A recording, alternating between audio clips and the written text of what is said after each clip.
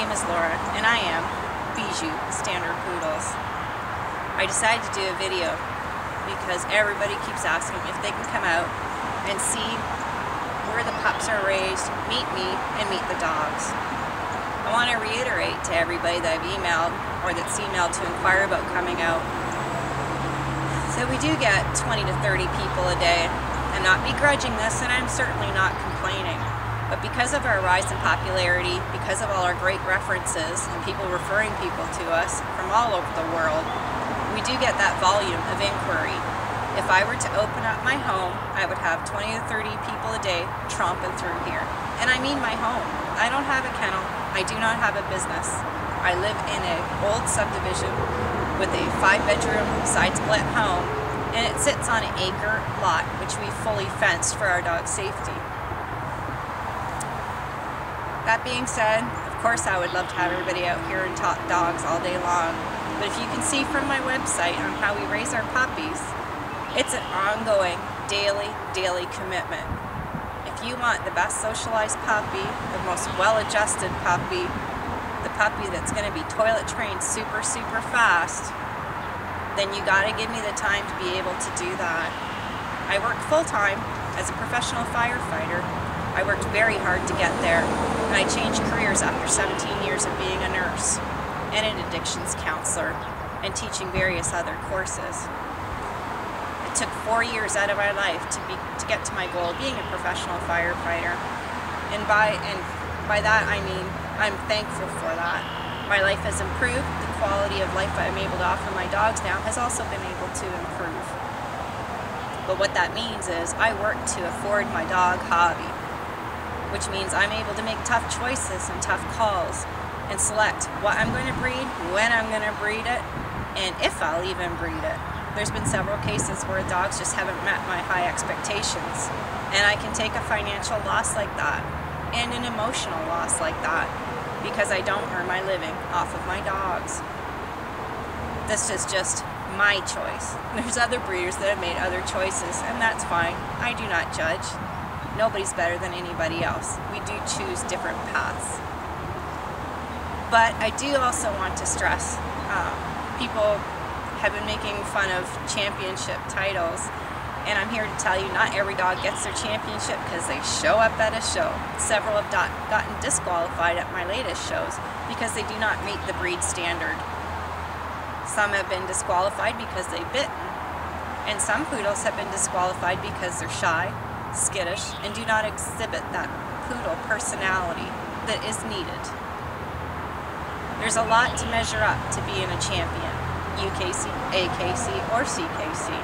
We've chosen the venue of UKC because it's a natural sporting dog. I'm not allowed to put wigs in my dog's hair. I'm not allowed to dye them, spray them, put mousse in their hair. As a result, my dogs are shown naturally, and they win naturally, even in group, which is a huge honor. I'm very proud of that fact, that my dogs have the temperament and the conformation to meet the AKC, UKC, CKC, whichever association we show under, breed standard. As I said, I did choose UKC because it is natural, and it's all breeder-owner handled, which also means we get some best in show winners coming into UKC because their owners are happy to handle them instead of send them off with a professional handler. And I'm happy enough to say that we've beaten them.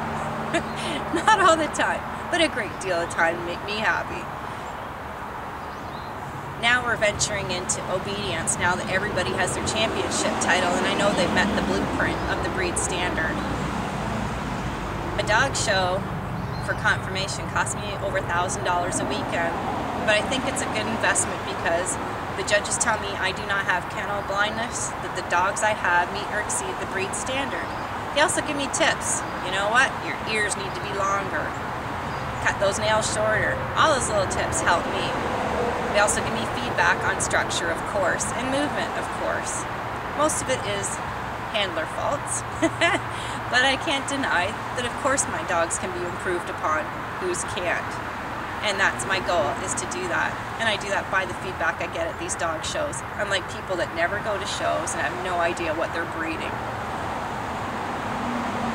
Just coming back from a dog show now after working a 14-hour night shift, I decided to take everybody out and train them for obedience.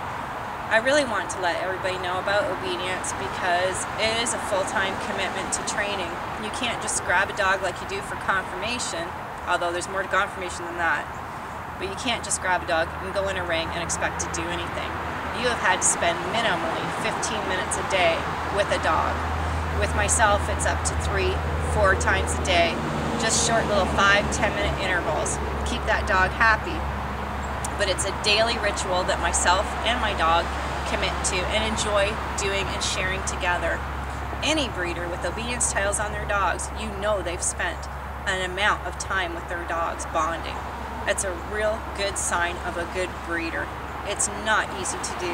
It's very frustrating at times. And when you don't get to the level you think you're going to get to, you just wonder. But when you come home on a weekend and your hands are full of ribbons, that the judges have appreciated your dog's efforts and they have completed what they're doing, and you get a high in class or a high in trial, it does make it all worth it. This show this weekend cost me $600, $700 actually. It's an expensive hobby, but again, it's an investment to prove that your dogs have the brains and the beauty. And that's what Bijou Standard Poodles is about. So I am sorry if I don't have the time to arrange daily visits or phone calls, but I think you can appreciate that my time is better spent with my dogs and with my puppies, socializing them. I often get asked, how do you think your program's doing? Let you be the judge. Since 1989, I have been striving to perfect the brown gene. It was quite an easy task because brown breeders had concentrated on the color, which allowed me to perfect the color as well as temperament. A lot of brown poodles had temperament issues, and it took me years and years and years to get the best temperaments. My poodles do not bark excessively or for no reason. My poodles do not pace constantly in the house. They curl up at my feet when we watch a movie. Or we go jog a 6K because I'm training for a duathlon. That's what my standard poodles are about, because that's what I want in a pet. These are my brown beauties as of 2010.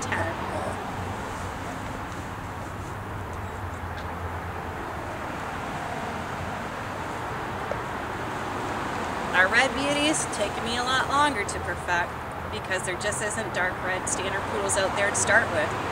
Breeders that got into red standard poodles quickly got out or diversified, bringing in black to improve what they thought was poor type. They wanted bigger size as well. They accomplished this by taking the reds to champions in black, and in some cases blue, which again diluted the red. The red gene was almost lost. There's 3 standard poodle breeders that were focusing on the red gene: Shangri-La, Palomar's, and of course the world famous Majestic. Majestic seemed to be the only kennel that really concentrated on dark red without infusing any other colors in. And I think that's why they get credited with producing some of the most well-known dark red standard poodles to date. Of course, not that I'm biased or anything, but it is the line I'm focusing on. These are Raz's babies. Raz is from the famous Majestic kennel. And we use him with a female that has Majestic behind her. We think the results are pretty good, but I'm not done yet. You'll see in about 3 years where I go. Thanks for visiting us.